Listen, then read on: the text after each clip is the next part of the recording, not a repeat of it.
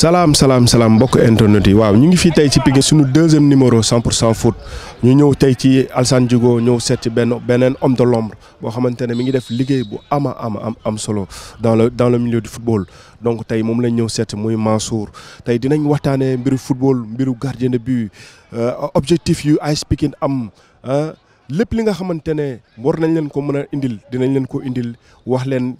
Kan mooy coach Mansour ak kan mooy landing mi nga xamante ne moom moo ko préparé ba ñu woo ko équipe nationale fii lay xewee ci 100% foot. waaw comme ni leen ko waxee léegi ñu ngi nii ak coach Mansour xanaa léegi nag ñu bàyyi ko mu présenté wu waaw coach. waaw présenté wu. waaw voilà man la Serigne Mansour Sarr ñu gën ko xamee ci coach Magne moom la ma gars yi di wooyee je suis l'entraîneur de gardien préparateur au niveau de l'AS Pikine toute catégorie ah. comme ni nga présenté wu tey à 100% foot ñëw fii ci Pikine ñëw seet si la pour waxtaan ak yow ci sa liggéey objectif yu AS Pikine am fan ngeen toll ci championnat bi ba pare waxtaan ci mbiru gardien de but parce que yow loolu mooy sa liggéey ci AS Pikine tey AS Pikine fan la toll ci liggéey bi ñu la dénk yow. Voilà merci beaucoup 100% c'est toujours un plaisir yéen bu ngeen di ñëw ci nit pour di ko jël pour ngeen xam ci lu mu nekk. nit kooku dafa war a bëgg parce que yéen da ngeen a nekk nit ñoo xamante ni ñuy bay pàcc bu am solo ci footballu Sénégal bi ñun xam nañ ko parce que luy jëmmal suñu profession rek ñun moom la ñu bëgg parce que dañ ci nekk di ci testé si ca dañu toll ci àdduna wu médiatisation lépp li nga xamante dañ ci yëngatu. baax na nga wane ko bu fekkente ne loolu dina amal nit njariñ aussi mu nekk loo xamante lu baax la kon nag ñu ngi sant bu baax tey ji recevoir leen fii à Pikine l'entre des Pikinois de l'AS Pikine waaw fii moom fii la le chaudron de Pikine bu ngeen xoolee fii on a mis ici c'est Pikine c'est spécial nurawul ak fenn. léegi coach ñun mën nañu xam depuis kañ ak fan nga jaar ci football. pour mbokk internet yi dina seetaan ñu xam kan mooy Magne lan la def ci football Sénégal fan la jaar avant mu nekk coach gardien de but. Ok voilà man je suis de Thiès man waa Thiès la bon c'est vrai que je suis devenu maintenant Pikinois par la force des choses parce que ab dëkk soo fa defee plus de 25 ans samay doom fii lañ juddoo j'ai ma maison fii laa nekk fii laay dund je crois que dafa mel ni léegi maintenant je suis devenu Pikinois par la force des choses man waa Thiès la man ñi ngi ma formé ci benn équipe bu mag bu tudd US Rail. C'est là-bas où j'ai gravi des échelons déjà au niveau des nawetaan foofu ñu naan Maniang Soumaré su ma fa duggee toujours sama yaram day daw parce que je me dis que man fii sama jardin la boo xamee Thiès yi ma xam dëgg boo ma xoolee sax nga xam ne du ma ne ndaanaan laa woon waaye nag cam nañ bàyyi noonu daal waaw beneen bi ci des foofu laa nekkoon j'ai été formé à l'US Rail où j'ai joué en cadet en junior et sélectionné dans l'équipe nationale des jeunes waaw bari na fi ñoo xamante actuellement sont dans le football tase naa ak ñoom dans les sélections de jeunes foofu laa footballé ba joué en première division bi ma fa jógee je suis revenu à Dakar am njàng nag moo gënoon a tax ba dëgg sama parce que moi à 24 ans déjà 23 ans déjà man arrêté naa football mu nekkoon nag lu naqari woon samay entraîneur Sega Karim Diouf mi ñoom Gaucher Camara ñii nga xamante yoroon nañ ma bi ma nekkee tout tànk ba ci Amsatou Fall mi nga xam ne coaché na ma à l'US Rail j'avais beaucoup de talent et puis dama nekkoon nag ku ñeme nag ku waane nag waaw mais sama famille show ñu woon lool ci football bi et puis dama daan laqatu sax di jouer moo tax à un certain moment quand j'ai décroché le bac on m'a dit qu'il n'était plus question que je continue le football te boobu déjà commencé woon naa di jouer dans les sélections parce que waaw loolu la bon bi ma fa jógee nag là j'ai à Pikine mu coïncider ak l'avènement de l'AS Pikine ñu créé Pikine en 2011 je crois ci laa nekk entraîneur je suis le premier entraîneur de gardien de l'AS Pikine c'est l'AS Pikine qui a fait de moi un entraîneur de gardien waaw loolu aussi dafa am solo kon ça veut dire que ça fait 12 ans depuis l'avènement du football professionnel je suis dans le coaching du gardien bi ma ci duggee aussi néew ma yàcc parce que dama mës a gëm ne man un entraîneur de gardien c'est pas n'importe qui c'est une personnalité mais li ñuy wax toujours ne uude ni mu la gisee noonu la lay ëwalee mu nekk nit koo xamante ne nii dafay bay pàcc bu am solo ci football bi boo xoolee léegi doxalinu football nga xamante ne ni le gardien est la personne la plus importante sur un terrain de football kon ka koy tàggat il faut mu nekk ku mucc ayib ci personnalité am ci comportement am ci xarañteem ci lépp dafa war a nekk nit koo xam ne dafa war a irréprochable mu nekk nit koo xamante aussi dafa nekk war a nekk nit ku set nit ku sell nit koo xam ne dafa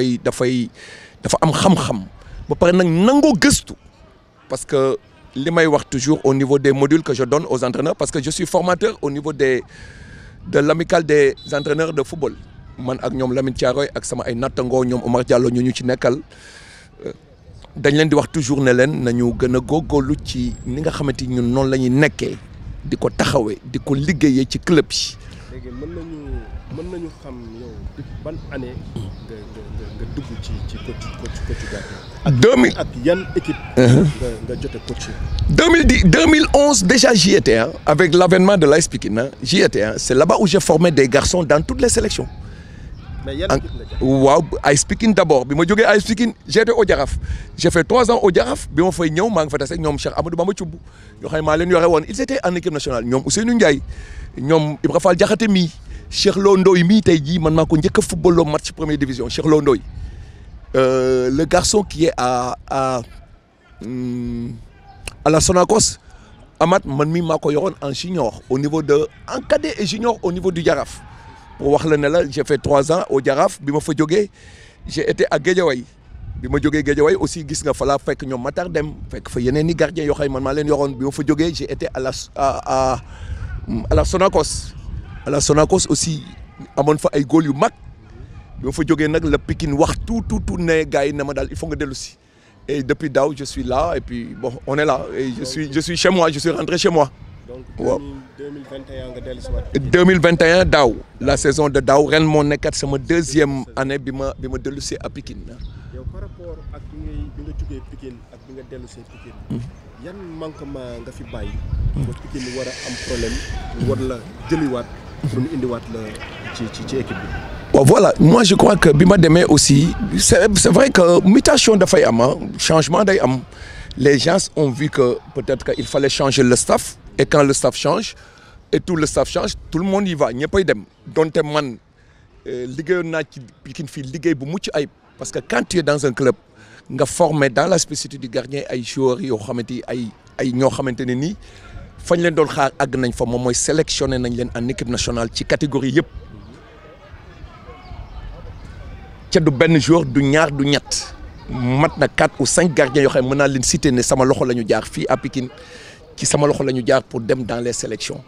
am na ci ñoo xamante ni d'ailleurs après bi ma jógee Pikine sax ils sont complètement tombés dans la nasse kenn gisatu leen ça veut dire que xëy na man bi may dem dafa jotoon ma dem ça avait plu à certains mais am na ñoo xamante aussi xëy na dañu jàpp ne noonu la mais moi je voyais que c'était une mutation il était temps que je parte chercher autre chose et bëgguma woon a dem mais par la force des choses je suis parti mais bi ma demee aussi j'ai été dans un club et dans un grand club que je salue au passage le Jaraaf qui m'ont bien traité un club que je respecte et que j'aime bien parce que dëgg bi ma fa demee il m'avait mise dans d'excellentes conditions mais Pikine reste toujours mon équipe de cœur loolu la yàlla dogal parce que fii laa njëkk a nekkee entraîneur de gardien waaw c'est clair. donc ñu gis na nga ñibbi si daaw. nga ñëw nga génnee benn góol bu baax. góol boo xamante ne kenn xamu ko woon ci championnat bi. par la suite mu mujjee dem ñaari tali. ren aussi ñu ñëwaat nga génnewaat ñu beneen góol boo xamante ne kenn xamu ko. léegi lan mooy secret boobu lan mooy def loolu. ba tout le temps. coach Mansour dina fexe ba AS Pikine dina am góol bu mag. te nag loolu ñu ngi koy seetlu ci at yi nga def Pikine yëpp saa yu su ne dinañ xam ne Pikine dina indi góol bu mag lan mooy sa secret. Le secret c'est rien du tout sinon liggéey je me plais à dire toujours à mes amis ne leen liggéey du denc doomu adama mais liggéey boobu dafa war a am lu mu àndal mooy passion ak pas-pas boobu boo ko amee man du ma gis nga tu étais dans mon bureau tu as vu comment je prépare mes modules d'entraînement je prépare mes modules d'entraînement mon entraînement dama koy préparer à la carte daf ko ci fiche du lundi au vendredi un entraîneur de gardien doit être méticuleux il doit être sérieux il doit préparer ses entraînements di ci waxtaan ak ay entraîneurs parce que l'entraînement du gardien est didactique l'entraînement du gardien est théorique l'entraînement du gardien est pratique l'entraînement du gardien est mental l'entraînement du gardien est psychologique mais loolu nit ki ki nga xamante yaa leen koy jàngal su fekkente ni tu n'es pas outillé wala yow li nga leen bëgg a jàngal yow sa bopp maîtriser wuloo ko am ce qu'on appelle la rhétorique mooy kaddu gi nga xam kàllaama bi ngay war a utiliser pour que mu mën a dugg seen bopp je crois que dafay am xat-xat daaw quand je revenais gardien yi ma fi fekkoon ñoom ñoo ma fi jiitu quand je les ai vus j'en ai discuté avec le staff j'en ai discuté avec les dirigeants de l'équipe il y en a qui étaient d'accord d'autres peut-être pas mais je leur ai dit que par rapport ak man li ma bëgg je ne suis pas satisfait je n'étais pas satisfait des choix des gardiens que j'avais trouvé ici là et j'ai dit qu'il me faut laissez-moi l'opportunité de recruter d'autres gardiens avec le coach principal on a travaillé et c'est là où on a amené Landing où on a amené Pape Seydou où ñu fekk si fi Makan ak un gardien junior boo xamante actuellement il travaille avec moi mais le choix des gardiens est dévolu à l'entraîneur de gardien qui doit être outillé pour avoir parce que le football moderne interpelle le choix au niveau de la morphologie c'est-à-dire ci bind bi ci niveau intellectuel bi parce que les gardiens maintenant de type moderne ils doivent être intelligents bu njëkk ñun bi ñuy jouer on disait que gardien bi mooy mbaam mi benn waay la boo xam ne day doxantu noonu quoi mais est-ce que moi je ressemble est-ce que mes gardiens boo leen xoolee est-ce qu'ils ressemblent à des gosses yoo xamante ne nii non ils sont intelligents le gardien de type moderne léegi yi boo demee à Jambar boo demee à GF boo demee à Teungueth FC boo demee partout léegi maintenant tu trouves des gardiens qui sont ce sont les artistes maintenant des équipes c'est ce qu'on appelle une tendance évolutive positive ca loolu liggéey boobu ba nga xamante nekk nañ ci niveau boobu mais ce sont des entraîneurs ñoom ñoo ko liggéey parce que léegi ñun aussi dañu gis ne ñun suñu bopp ñun non war nañ xoolaat suñu bopp suñu taxawaay gën a jëmmal suñu bopp gën a fullaal suñu bopp pour que enfin li nga xamante ñun loolu la ñu moom non ñu jox ñu ko moom mooy l'importance parce que nag ma wax la benn affaire boo xamante ni xëy na ñu bari xamuñu ko l'entraîneur de gardien est la troisième personnalité technique du banc quand l'entraîneur n'est pas là son adjoint n'est pas là c'est lui qui est l'entraîneur de l'équipe ñu bari xamuñu ko ça c'est l'organigramme FIFA qui nous le confère organigramme FIFA moo ne entraîneur son adjoint et l'entraîneur de gardien kon kooku c'est une personnalité su fekkente ne il n'est pas outillé su fekkente ne amul fulla su fekkente ne xarañul su fekkente ne moom amul taxawaayam xoolu ko mais kon dafay nekk leneen. waaw coach comme ñu gis ne Landing. GFC la nekkoon daaw. yow nga dem jëli ko GFC indi ko te mu yéegal équipe bi en première division mu jógee GFC ñëw AS Pikine donc ñu gis ñu ne ñu ngi dégg turam partout ci Sénégal tey fu mu toll nii booy wax le meilleur gardien ci championnat bi actuellement Landing ngay wax parce que mi ngi def saison bu baax tey loolu secret boobu. je crois que lan la quoi tey lan nga ko expliquer loolu bokk internet yi loolu leen expliquer loolu. bon voilà c'est-à-dire damay njëkk kii bi c'est pas Landing ne provient pas de Guédiawaye c'est Pape Seydou moo jógee Guédiawaye Pape Seydou laa jëlee Guédiawaye mais Landing était à la Sonacos de Diourbel foofu laa ko jëlee indi ko mais Landing ak comme Pape Seydou nous les avions déjà en ligne de mire parce que man avant que je ne vienne à Pikine maa ngi doon bàyyi xel ne man j'aime bien le style de ces deux garçons là kon wërsëg la chance la ma daje ak ñoom maintenant l'avènement de Landing c'est rien du tout c'est un garçon qui déjà sur le plan morphologique est très intéressant et puis il avait déjà un assez bon niveau un assez bon niveau technique qu'il fallait juste affûter qu'il fallait juste prendre en charge liggéey ci ak moom ba nga xamante ni parce que moi je disais que c'est un garçon s'il continue à travailler il peut atteindre des sommets c'est un garçon qui est très très intéressant il est techniquement doué. Il est très intelligent, surtout un gardien, il doit être très intelligent. Et puis c'est un gardien de type moderne. Le football moderne maintenant, il faut interpeller des gardiens de son niveau, de son acabit, de sa morphologie, de sa mise, qui fait que beaucoup de gens da ngay xam ne kii dafa dépasser sax niveau fi nga xamante ni moom foofu la waroon nekk parce que c'est un garçon qui est né en 2004 à Joal. À la limite même les gens se posent la question à savoir est-ce que loolu la mais moi je sais que réellement c'est un garçon qui est jeune et puis bon mi ngi ci liggéey boo xamante am na chance aussi être dans un grand club formateur qui est l'AS Pikine. Bon il a eu la chance aussi peut-être de rencontrer un entraîneur boo xamante ne ni xëy na il a de l'expérience et puis qui voit que xam na fan ban cible lay exploiter pour que mu atteindre le niveau dont il a besoin. Mais c'est un garçon qui peut apporter au football sénégalais beaucoup de satisfaction ça c'est certain. léegi ñu mën nañu xam tey lan mooy AS Pikine lan lay xaar ci yow. daaw je n'étais pas satisfait des gardiens que j'avais malgré que c'était de bons gardiens mais morphologie bi ak li nga xamante ni moom laa doon xaar ci gardien man ak ni ma bëggee woon a liggéeyee et quand je suis revenu à Pikine man li ma xalaatoon ne man noonu laa bëgg a liggéeyee je disais que il faut ma xoolaat ko ñoo ma fi jiitu woon mais ren j'ai libéré 2 gardiens pour aller les prendre ça veut dire que très tôt man xamoon naa man li nga xam ne loolu la soxla. Et puis aussi, l'administration de l'équipe n'a pas hésité aussi à me mettre dans d'excellentes conditions de travail. Parce que ce que je sais dans le cadre didactique, le matériel que je sais aussi dañ mako jëndal ba mat sëkk bi ngeen duggé légui gis ngeen ko kon y a pas de raison que mes gardiens ne performent pas parce que amna le matériel humain amna aussi le matériel didactique kon su fekkente né mes gardiens yi nga xamanté Pikine dañ ma leena dënk ci lolu momo fi indi avancé wuñu wala bo gis nañ ni ñi kat bokkuñu ci gardiens yi nga xamante ni ñoom la ñu jàpp ne ils font partie des meilleurs au niveau du Sénégal kon je dis que c'est pas la peine waaw. bon tey lan mooy objectif AS Pikine ren ci championnat lan mooy seen objectif. Mais l'objectif de l'AS Pikine a toujours été de figurer parmi les équipes lauréates hein. C'est vrai qu'on ne se focalise pas sur le championnat ne dañ ko jël coûte que coûte. Mais même daaw nous faisions partie des équipes animatrices du championnat. Rennes, depuis le début du championnat, nous sommes en haut. Bon, maintenant, l'ambition venant en mangeant, on ne crachera pas sur le fait de prendre, pourquoi pas, le championnat, à la limite de figurer au moins sur le trio de tête et de prendre un trophée. Je crois que c'est l'ambition de l'entraîneur, c'est l'ambition du staff, c'est l'ambition aussi des dirigeants de l'équipe et aussi c'est l'ambition de l'AS Pikine. Parce que AS Pikine, nous savons milieu de tableau wala ci souf. C'est une équipe qui est ambitieuse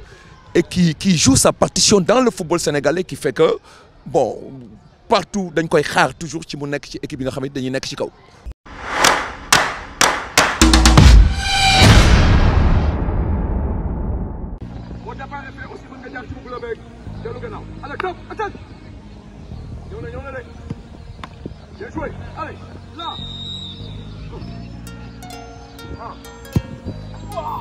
Repousse, on va bouger.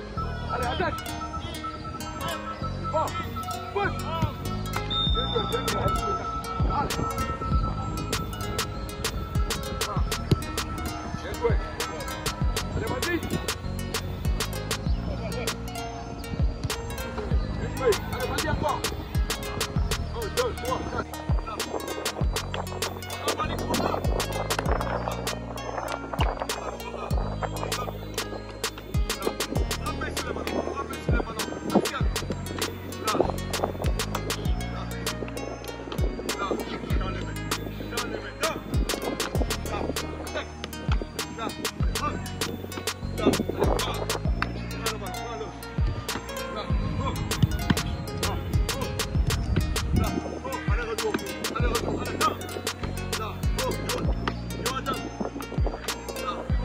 Je coupe la trajectoire du ballon. Parce que le ballon est en ligne de fond. Si je mets en ligne de fond, je vais gagner la trajectoire. Parce que c'est ensemble en ligne de fond. Ensemble en ligne de fond, je vais anticiper. Je fais une anticipation. Je demande que ça en retrait. D'accord? On y va avec la main opposée.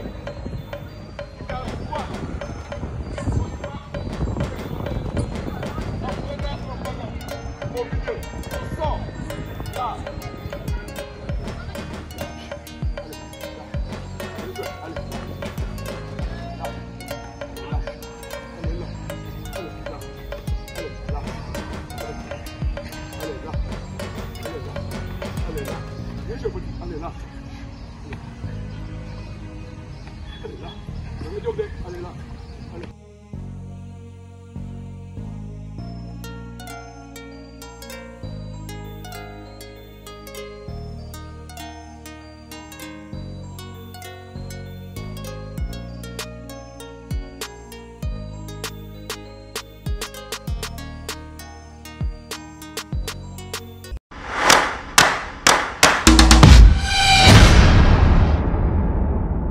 mbokk internet ñu ngi nii ci 100% foot ba léegi tey ñu ngi nii taxaw ak Pape Seydou ak Landing ñaari gardien wu AS Pikine yi donc tey ñu ngi tàmbalee ci Landing mi nga xamante ne woo nañ ko tout récemment à l'équipe nationale tey ñu war ko poser 2 à 3 questions yu mu war a wax ma ci coach Mansour donc tey coach Mansour lañ ñëwoon seet si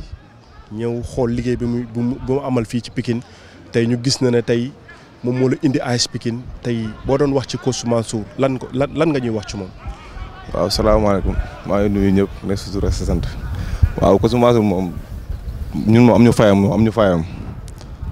moom wax dëgg yàlla ndax entraînement yi moom wax dëgg yàlla moom jaar na yoon quoi mu ñu teg si yoon mu ñu jàngal lépp teewul nag des fois day ñëw mu yuuxu ñu affaire noonu mais xam nga rek bëggal ñu suñu réussite quoi moo tax mu ñuy yuuxu des fois nag ok. tey yow xaaroon nga ñaari sélection yi nga am U20 ak U23 ñu woolu ci en même temps tey lan nga ñu am loo ñu mën a wax ci loolu. waaw parce que ba ñu nekk hivernal doon na ko wax boo leen góorgóorlee leen mën ngeen yóbbu si locaux yi en même temps si U20 yi nag boo leen góorgóorlee seen morom rek ñoo fay dem. tey boo doon wax ci ñaari kaddu ci coach Mansour lan nga ñuy wax ci moom. waaw ñu ngi koy sant di ko gërëm di ñaan yàlla bàyyi ko fi rek bu mu fekkee suñu njëriñ ci barke Seydina Mohamed. donc di la encourager te di la souhaiter bonne chance ci appel bi nga am équipe nationale. waaw ñu ngi lay remercier bu baax a baax ci question yi ñu tontu ñu ñëw nag ci Pape Seydou yow mi nga xamante ne tey yaa ngi AS Pikine ren nga fi ñëw coach Mansour moo la fi indi ñu bëggoon xam tey boo ñu doon wax ci coach Mansour lan nga ñuy wax ci moom. salaamaaleykum maa ngi nuyu d'abord waaw coach Mansour moom lu ñu mën a wax ci moom bari na quoi parce que daf ñu choisir ñun quoi ñun étant jeune ne ay xale lay liggéeyal. waaw te jàngal nañu lu bëree bëri en plus may nañu confiance boo xamante ne ni amul camp bu ñuy taxaw di am pression wala di tiit wala amul match bu ñuy taxaw duñ ko mën a jouer amuñu fayam quoi ñu ngi koy sant di ko gërëm. donc ñu gis na ne man bi ma ñëwee je suis un ancien gardien de but mais bi ma ñëwee gis naa ne yéen ñaar da ngeen nekk ay gayen maa ngi gis yéen a ngi tooyante te équipe yu bëri yi ngay dem. soit dina am premier gardien wala deuxième gardien te sànq mi ngi may wax ne yow yaa góol match bi passé donc fii dafa mel ni amul premier gardien amul deuxième gardien képp ki nga xamante ne pare na pour jouer match bi rek moo koy jouer tey lan moo tissé seen amitié boobu noonu. waaw lépp coach bi la rek moo ñu mettre au même pied d'égalité quoi waaw même man ba may jouer daf ñu mettre au même pied d'égalité nee na fii amul góol titulaire waaw ku jouer tu def match rek yow yaay continuer waaw. def naa samay match Landing daf ma doon jàppale moom mi ngi joué man it dama koy jàppale loolu la rek affaire yi moom li nga yéene sa bopp rek moom ngay yéene sa morom te xam ni waaw sa heure bu jotee rek après mooy loolu quoi day man incha allah. tey bu ci booy terminer lan ngay wax ci ñaari moo ci coach Mansour tey lan nga mën a wax ci moom. waaw li ma mën a wax ci moom tamit bari naa parce que lim ñuy wax yëpp au début ba léegi ñu ngi koy gis ndànk-ndànk. yokk nañu lu bari jàngal nañu lu bari waaw tax na ba Sénégal ñu bari ñuy tudd waaw te li ko Landing waxee rek bañ nekkee hivernal waxoon boo leen góorgóorlee di ngeen am sélection te moo ngi nii fruit bi fay na quoi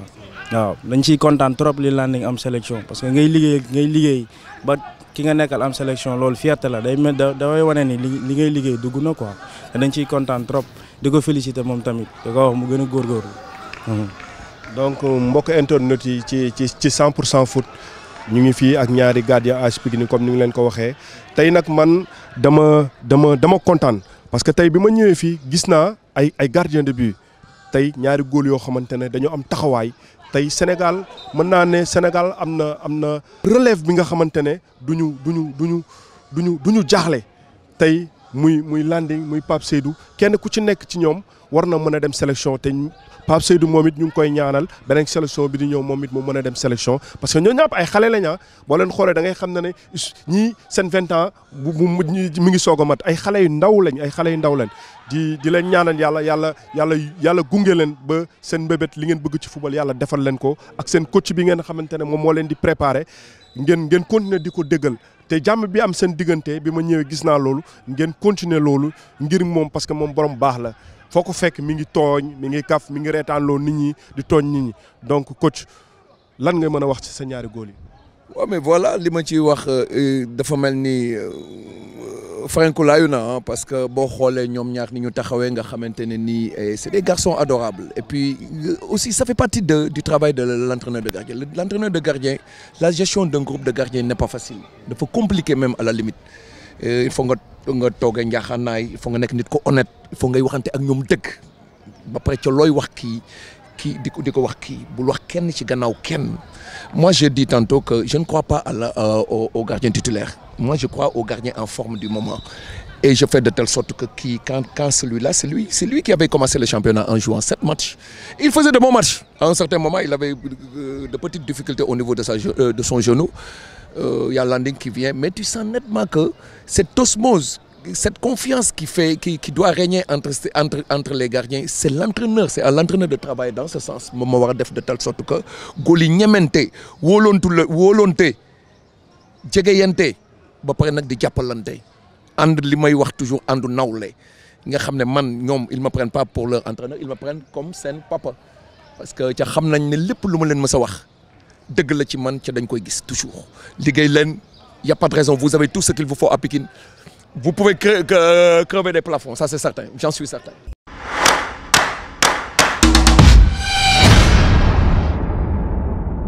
«100% foot» dafa ñëwoon seet coach Mansour coach gardien de but yi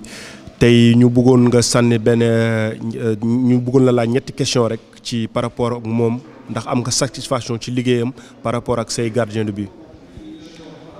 D'abord maa ngi leen di nuyu di leen ziar 100% foot. Donc di rafetlu seen liggéey aussi maa ngi koy gis partout et que loolu jàpp naa ne lu baax la parce que kuy promouvoir li nga xamante ni mooy xew ci football local bi rek man jàpp naa ne yooyu ay affaires yu ñu war a yu ñëpp war a jàpp la ñu ñëpp war a promouvoir pour que mu gën a dem ci kanam donc su ma ñëwee nag ci question proprement dite c'est vrai que coach Mansour tey jii peut-être ci sama loxo la jaaraat pour mu ñëw Pikine mais ku fi yàgg la parce que man bi may nekk adjoint donc ñoo doon liggéeyandoo ak le feu Alassane Dia donc ma nekkoon collaborateur Alassane Dia boobu aussi moom it mi ngi nekkoon préparateur gardien yi donc ma mën a wax ci moom lu bëri aussi parce que hormis affaire de AS Pikine ñun bokkoon nañ sax équipe bu nawetaan donc man ak moom kon affaire bu yàgg la donc je pense que ni tey jii mérité na tey ngeen ñëw seet si ko def ak moom émission je pense que loolu lu may rafetlu la et puis di leen ñaanal émission bi nekk am réussite totale et puis ba ku nekk gis ci boppam nit ñi tamit xam kan mooy Mansour Sarr dëgg-dëgg ak liggéey bi muy def waaw. donc moom par rapport bi mu ñibbisee ba léegi amélioration gardien de but yi tey nga am tey ñaari góol yoo xamante ne wala ba ci ñett ba ñeent góol yoo xamante ne tey mi ngi liggéey ak ñoom ndax am nga satisfaction ci liggéey bi muy liggéey ak góol yi par rapport ak yow ambition bi nga am ci championnat bi. Effectivement je pense que ni tey jii il est en phase ak man li ma bëggoon donc man ak moom ensemble dañu waxtaanoon ñu échange ñu ne daal dañu bëgg rajeunir pour déjà ay xale donc liggéey ak ñoom mu nekk à long terme et puis mu ànd ci ak man et puis ñu dem ci loolu gis nañ ne aussi xale yi ñu fi indi wax dëgg yàlla tey jii rëccuñu ko donc te loolu lépp ci loxo lañ parce que li mu nekk noonu c'est spécifique parce que yooyu man lu ci bëri du ma ci wax lu bëri parce que dama ut nit dénk ko donc dama koy bàyyi lépp moom mu gérer quoi donc gis naa ne aussi wax dëgg yàlla xale yi ñu ngi amélioré ba ci Landing mi nga xamante ni tey jii d'un seul coup dañ ko woo ci équipe nationale U23 yi ba pare woo ko ci équipe nationale U20 yi donc loolu satisfaction la je pense que ni mi ngi ci tempo bu baax mi ngi ci liggéey bu baax ma koy wax rek ne bon nañu gën a góorgóorlu gën a liggéey parce que seul le travail paye en tout cas kontaan naa ci moom ci liggéey bi et puis ak booy yeeg yooyu yëpp gis naa ne aussi ñi ngi amélioré wu donc voilà li ci des daw li bët nañu gën a liggéey jàpp naa ne daal bu ñu gënee liggéey et puis mën nañ ci génn Mansour nag bon c'est un professionnel xam na li muy def et puis voilà donc jàpp naa ne tey jii lépp lu ñuy laaj ci préparateur gardien bi ngi ci moom donc jàng na ko gëstu na ko et c'est important donc loolu la ñun ñëpp dañu war a professionnel léegi et moom mi ngi ci il est en phase ak loolu donc voilà. waaw coach 100% foot mi ngi lay remercier ci contribution bi nga def ci coach Mansour mi nga xamante ne moom lañ ñëwoon seet si tey ñu ngi lay jaajëfal te di la souhaiter bonne chance pour sa match demain bi donc merci.